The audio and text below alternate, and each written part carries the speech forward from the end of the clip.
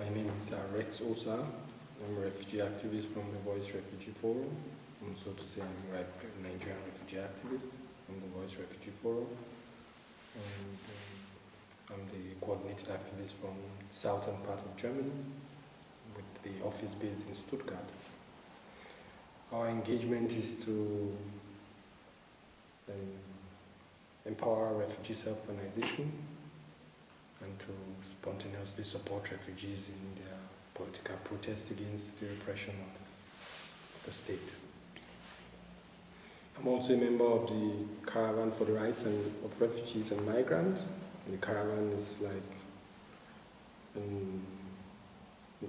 network of different organizations that support the self-organization of refugees.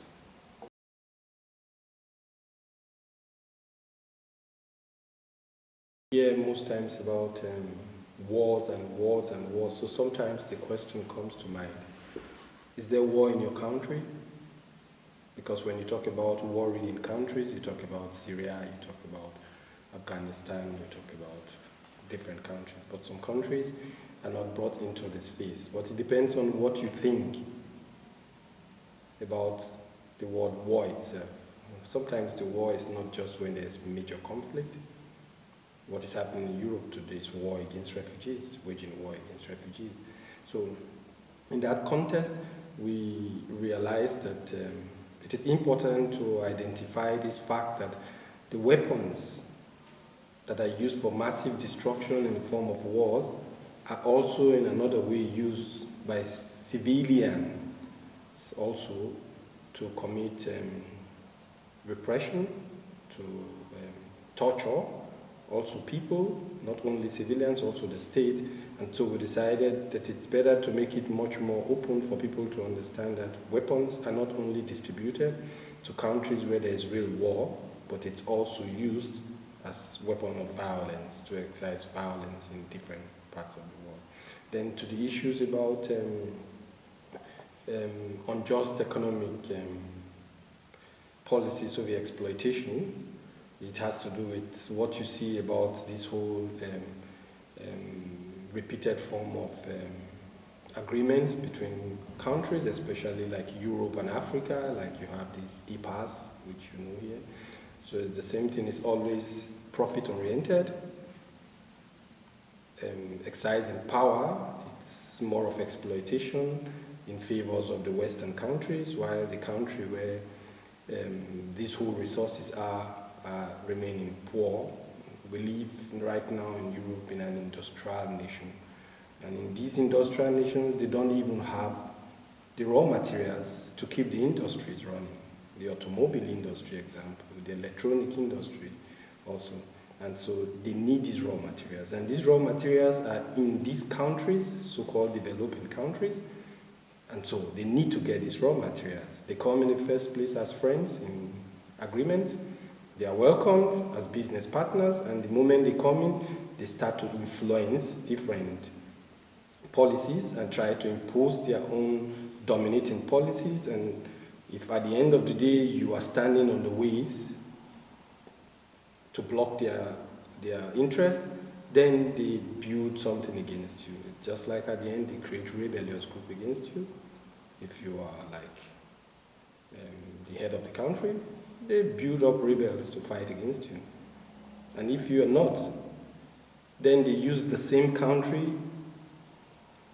security agents to destroy you as a member of that country, just like what happened in Niger Delta in Nigeria. Ken Saro-Wiwa was just hanged because he was fighting for the rights of the Ogoni people, not only the Ogoni people, but Nigerian civil society. So the multinationals and the powerful countries, so-called powerful countries, stayed behind and just watched the Nigerian government hang these people in pretense that they don't know what is happening. So it's such things we are talking about. So such exploitation, you know, you come in as friends, and at the end of the day, you try to manipulate the situation in the country. And these countries where the raw materials are remaining poor and poor. Every day they are getting into abject poverty. It doesn't end there. We can talk about the fishery politics of Europe and Africa. You You can see what's happening around Senegal. The preoccupation of the people is fishing. The fishes are overtaken, and so at the end of the day, the basic existence of the people is already stolen. It's also in the Niger Delta. The fishes that are remaining after you talk about the pollution that has destroyed a lot of them have become even expensive for the people who live there to even buy, to even eat. This is their natural resources. And now it becomes too expensive.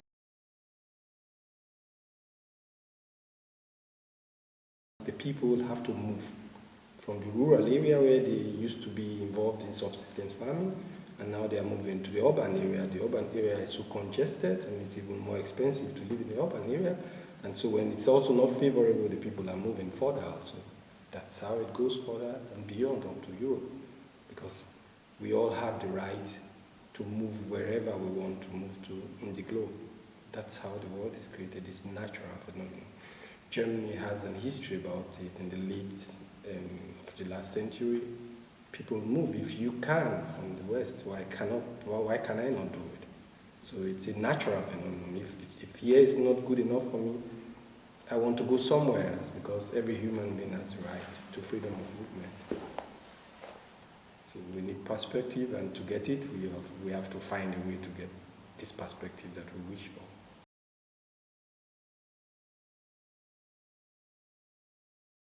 We have to tell the European society about the responsibility of every single European here, because whatever goes out of this ground to influence corruption, to influence exploitation in the other countries has to be told. We are moving here because we want to at least have a feel of where our wealth is.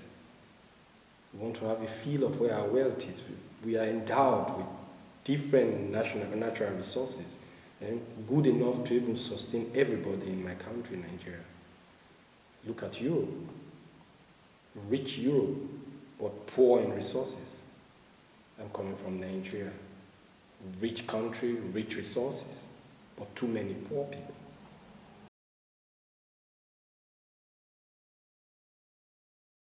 Yeah, the problem is we have to also be very careful, because everybody talks about the reasons for flight. Even the Chancellery, this is always the words also. Yeah? The right says it, the left says it, everybody says it. It's not different. So we have to really be careful exactly who is really saying what. So everything is in the media, but also the media is also having their own ways of doing their things also to justify what the state wants. The media itself is censored. So the actual thing that is failing, like I said earlier, is the difference between knowing and the difference between knowing and the conviction. So the people have to move from this level of Wissens, which is the knowing about it, to this conviction, this Bewusstsein, self-Bewusstsein, there's this self-conviction that this is really the problem and we have to address it collectively. So this is the area of the solidarity. Because what is happening today in Germany is a lot of game theater plays with the refugee. The refugees are now the biggest instrument for business. There's projects everywhere. Millions of euros spent now for different projects, cultural projects, with the refugees, scientific project with the refugees. So the refugees, we have been reduced to just mere helpless people. So this is the situation right now. And this level that we face now, it's going to be really catastrophic in the next times. It's coming to the area of this humanitarian help also now. It's all what the state wants. And I'm also very skeptical that the state is relaxing and letting the people do this humanitarian help as another form of isolating the refugees. Once again, this whole break isolation that has taken years to bring the refugees out on the street, now it's another way of getting the refugees back and keeping them calm in the home. isolating them once again, and at the end of the day, the same humanitarian supporting persons will be the ones to blackmail the refugees tomorrow. And this is what I see. And on the other hand, what can you really say about the situation of the humanitarian supporting service now? It's getting down. In the next 2 months, I think it will be totally nothing to talk about. Because I cannot imagine how long somebody comes to give me food, come to make me feel okay in one little way or the other. When it gets to a time of 6 months, if there's no change in my life, then I have to think twice. Then the trust will be broken. At the end of the day, they say, she's working for the state, she's just slowing me down. Because the refugees have a very big expectation also. This paternal idea that continues to reproduce itself in Germany has to stop. The idea to give voluntary service for refugees, the idea alone is political, because you are giving what the state cannot offer, and you are giving your time to it. This is a commitment. And so if they cannot understand that this commitment itself is political, and it means that they have to empower the refugees so that we can together confront the reasons why people are forced to leave their country, then it means even the society is sitting on a time bomb also. Because when it gets to a time when everybody withdraws, then the problem will show itself much more clearly on the street. So this is what we are seeing. Humanitarian help for refugees means empowering the refugees to confront the reasons why they are forced to leave their countries.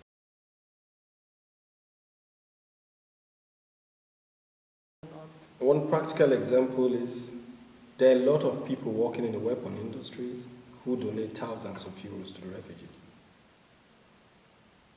But they never could reflect, I work in a company that produces them.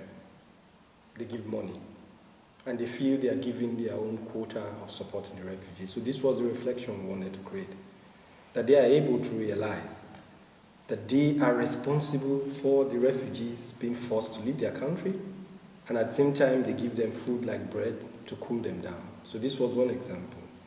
And secondly, we wanted to see the possibility of this reflection, that people in the Bodensee area are able to realize what they have all around them, that they are sitting in between bombs. Because you cannot imagine a minimum of 30 companies that have one or two things to do with weapon production. And the people don't even know about it. The high percentage of them are Christians. They go to the church, they pay their taxes in the churches also there. They pray every day, and they talk about God all the same. They talk about peace, and we talk about peace. Peace cannot survive, cannot exist when weapon is exported. So when we talk about peace, we talk about no weapon. So this is exactly what we wanted to do. And I think what we did in Bodensee was really very great, because up till now, people still write to see great action. We never even knew that such companies were here. People are living there for many years, they don't even know what the companies are producing. People live very close to the weapon company, they don't know what it produces. They just see it as a business place, they want to work there even.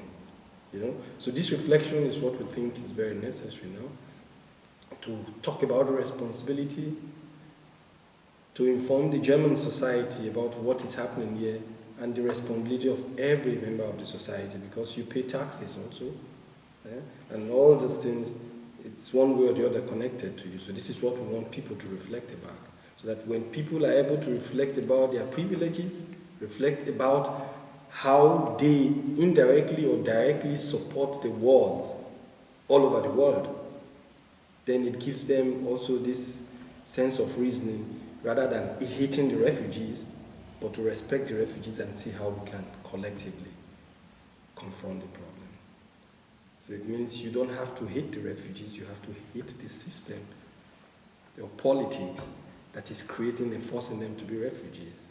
I can remember 40 years ago, Nigerians don't run here. The only ones who come here want to go to school.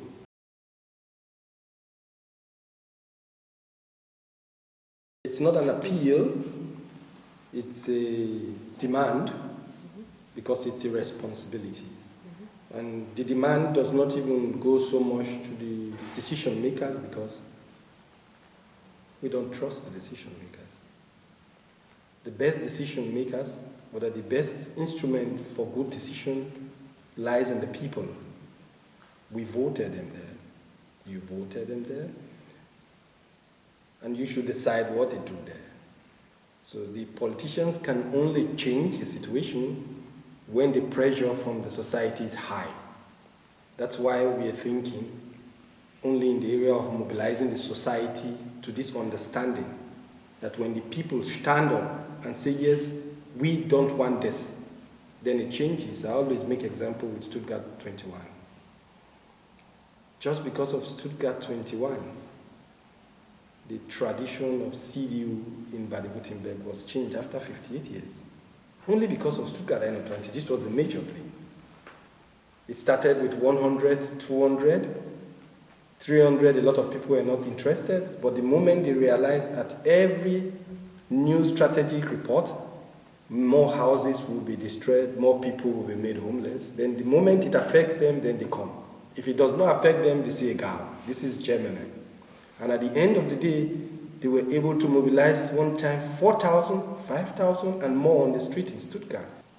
So this is what we are saying. So we are saying the people have to wake up to responsibility, because what is happening right now is falling back to Europe. Today there is the TTIP demonstration. But the same thing happened with the EPAs, with the whole agreement with Europe and Nigeria and Africa. Nobody cared. But now it comes to this TTIP, everybody's on the street because it affects the society here. So that's why we have to understand that solidarity goes beyond personal sentiment. Solidarity has to be on a general level. Otherwise, Europe will find itself also in the situation of Africa, no matter how intelligent it could be, but it could happen. So it's just the kind of demand that, yes, it's time to wake up to the realities. Yeah? When we talk about global freedom of movement, it's not just words to say, it's a reality. Every man, every woman has the right to move around to any part of the globe. If you reflect back 40 years ago, people were not running here and go back. People are even staying here now because they are building more walls. And so the moment you build walls, human phenomenon, we want to know what is there. Yeah? People will definitely come. The mighty Frontex Europe or whatever has not stopped it. The highest amount of influx of refugees to Europe is taking place now. Never minding the military around the sea, the borders. The borders even created beyond Europe to our countries, but people are still coming. This is the winter. People are still passing through the sea. That desperation alone tells you that these people have no other option, and you cannot stop it. So this is basically what we want to really concentrate on right now, to push on German responsibility, their influence, how they destabilize countries, just in the interest of Germany. Yeah. Sometimes people could ask you questions to talk about, oh, in Libya we didn't send our military there. Yeah, Germany is very intelligent. We don't send our military, but our weapons go there. It's a game. So this is the area we want to address to make the people understand. It started from Iraq, Saddam Hussein crisis. Afghanistan, now they are sending soldiers there. They send weapons to Saudi Arabia and other countries, making agreement on weapon transfer with the North African countries. The weapons from Gaddafi, They are all the same weapon that is rolling around the African countries now, even to Nigeria, Boko Haram also. So how do you secure the right person to give weapon? There's nobody who is the right person to hold weapon. Nobody has the right to hold it from a normal point of view. So this is just the reality.